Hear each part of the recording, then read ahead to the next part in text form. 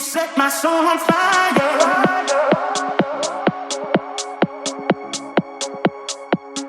Quiz time. Christina, what are the three variables that control exposure? Easy. ISO, aperture, and shutter speed. And what are their secondary effects? While the three variables all control the light, ISO's secondary effect is noise, aperture is the depth of field, and the shutter speed is the sense of motion. And so what happens when your photos are too bright? So say it in 5 seconds. When your photo is too bright, changing the exposure fast and knowing the secondary effects of ISO, aperture, and shutter speed intuitively is essential for you to become a pro photographer.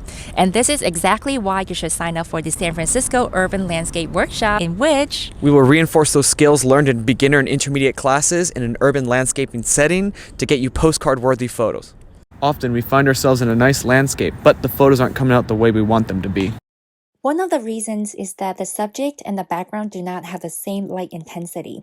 And to fix this, you have to change your angle. In this class, we will not only help you dial to the right settings, but also inspire you to see the light. Occasionally, we'll spend some time doing portrait photography to refresh your memory of finding an open shade.